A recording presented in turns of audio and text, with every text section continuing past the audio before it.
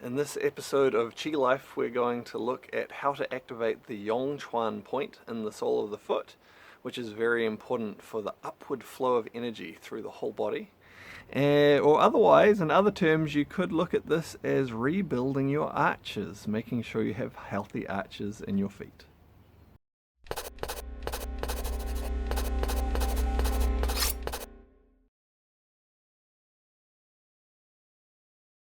So this question came out of a previous episode of Chi Life and also a blog post related to that, which was about what the best footwear is for Qigong. And in that I talked about a few different types of footwear, including being barefoot, because in some situations being barefoot is excellent for Qigong. Other situations you're actually better off wearing some kind of shoes. But as a result of that, I had a couple of people ask me questions about what to do if you have fallen arches. And so I'm going to talk a little bit about that in this episode, but as well as that, it's going to be interesting because I'll talk about the energetic relationship as well. What this has to do with the flow of energy through your body, how understanding this actually helps us to understand some things about the structure of the meridians. So a little bit of more information and details as well, which hopefully you'll find interesting. So my own arches aren't fantastic, to be perfectly clear, and this has come from multiple sprains and broken ankles on both my feet. But there are still things that we can do to activate our arches, and I'm going to show you those soon, and you're going to see my feet as well. But don't take them as an ideal. The exercises are going to really help, but don't take my feet as some amazing example. And this is an important principle actually to understand and be aware of, to not expect your teacher or to necessarily be perfect. They may have good information, but they don't necessarily need to be perfect themselves. In fact, often the best teachers are people who have struggled with different things and may still be working to overcome things themselves. But first, let's look at what the arches do in relationship to our energy flow. And a few things to do with that. So the arches of our feet, when they flatten or collapse, the foot pushes down, and it's subtle, but you can probably see as I push my arch down, my knee comes inwards, right? And so what this does is this puts pressure on the inside of the knee, on the ankle for one thing, on the inside of the knee, and then that actually comes all the way up into the lower back, and it creates some issues there. You can try this if you exaggerate it. Have your knees wide and then bring your knees in, knees wide, bring your knees in. You can probably feel the tension and pressure that goes into your lower back here. And so in terms of energetic anatomy, what it's doing, it's putting pressure on the kidney meridian. The kidneys are here in the lower back, that's where we feel that tension here, but the kidney meridian comes up the inside of the leg and then up the front of the body. And so as the arch collapses and comes in, it's putting pressure on here. And it's interesting, from a Chinese perspective, the kidneys are responsible for the strength of the legs and the back, the ankles, the knees, the lower back, and so on. So sometimes people make the kidneys sound like they're really mysterious. They're basic physical relationships between parts of the body. I'm going to talk a little bit more about the structure of the meridian before I go on to some exercises. But if you're interested in understanding how the meridians work better, I highly recommend looking at the 12 Rivers course. It's Qigong Foundation Practices on the longwhitecloudqigong.com website. And in there are the 12 Rivers courses. And this is an exercise for each of the organ meridians. And it really helps you as you understand those exercises, because they stimulate the meridians. It really helps you to understand and feel the meridians and understand the relationship between those and the organs and the posture and so on. Anyway, carrying on talking about the meridian. So the point we're going to activate as we activate our arches is here. It's called Yong Chuan, and it's the first acupuncture point on the kidney meridian. So you might be able to see, and again here are my not so amazing arches, but as they flatten out, it kind of spreads through that point under there. But as my arch pulls up, it creates an activation underneath here, which then activates the meridian. So the meridians, they are much like rivers. The river is the analogy we use for them, and like rivers, they flow through the terrain of the body. And so they go through the soft parts and around the hard bony parts. And so in terms of the foot, the soft part is here, the meridian starts here. It doesn't go off here and try to drive through the bony part. It then comes around here, the soft part, which comes to the side. It then reaches the bony part of the ankle. It moves around it before then traveling up the leg. Lots of fascinating insights between parts of the body and how the meridians work. So one of the classic things that you may have heard in terms of instructions about what to do with your feet as you're doing different Qigong exercises is to grip the ground with your toes. So that would be like this, to grip the ground with your toes. And what this does is, as you grip, it naturally pulls up under here to activate that point, activate that upward flow. Now, in certain circumstances that can be useful, it can be good advice, but if you get into a habit of gripping all the time, this tension actually over time cuts off the energy flow. So we need another solution.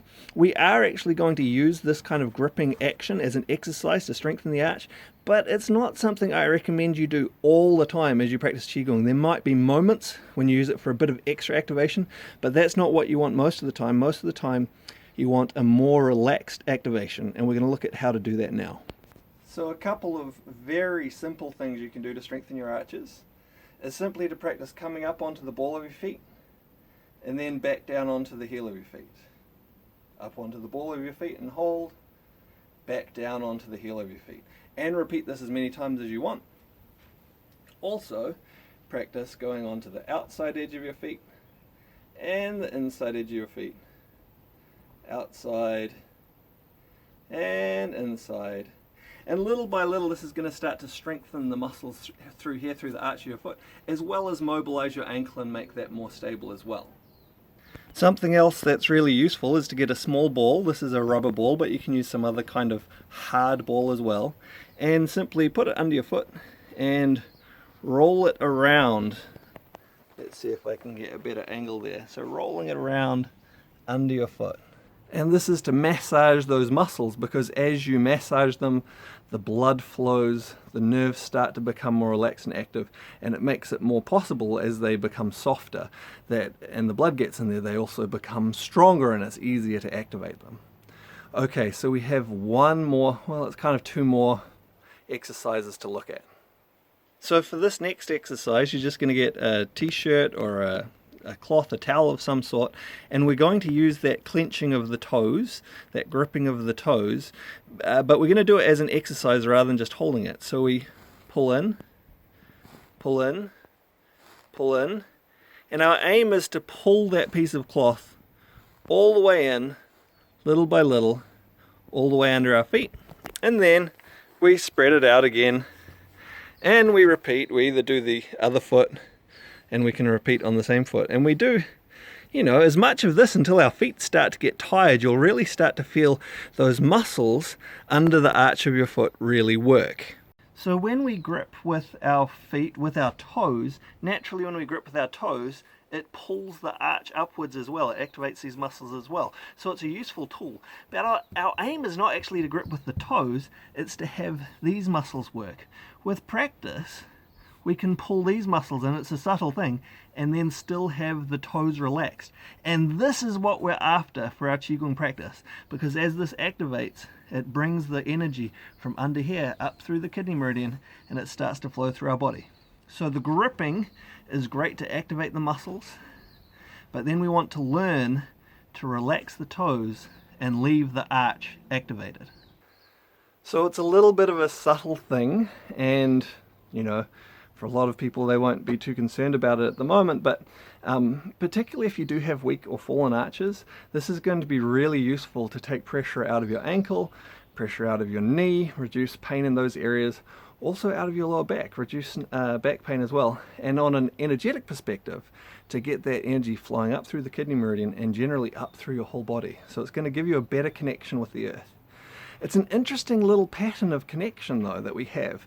It's a hollow connection, right? And the hollowness is what creates the draw upwards.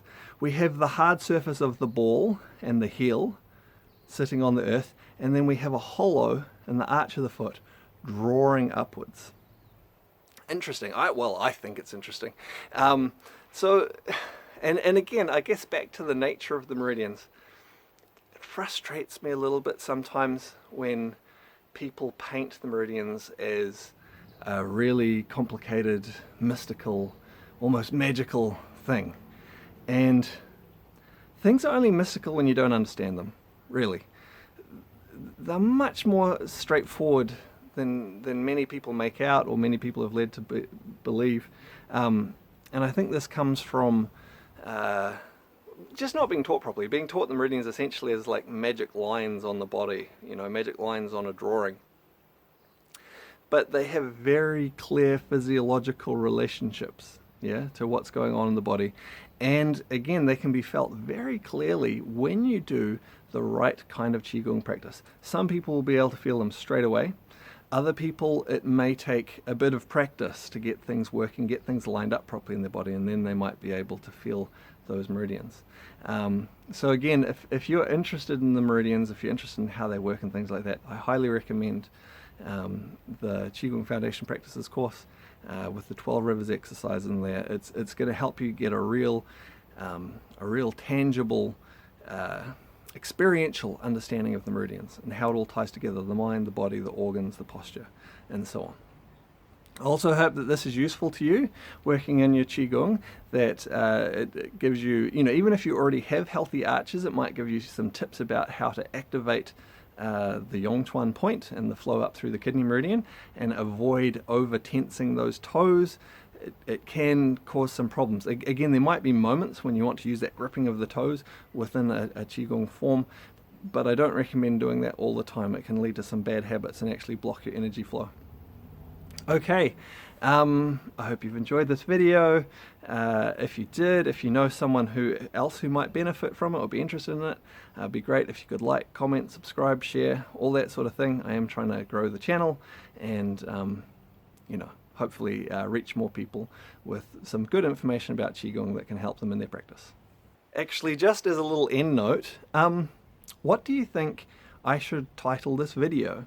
You can change the title once the video's up and once it's been out for a while. It kind of covers a whole lot of different things. I mean, it's about exercises for the arches, but it's also about activating the Yong Chuan point, and it's also a little bit about the structure of the meridians. I guess I could do a more comprehensive video at some point about the structure of the meridians. Although maybe that's something that's best left within some of the more comprehensive courses anyway. But anyway, if you have any suggestions about what I should title this, whether I should focus on the arches or the energy flow from the earth or the Yong Chuan point or the structure of the meridians, leave a suggestion in the comments below.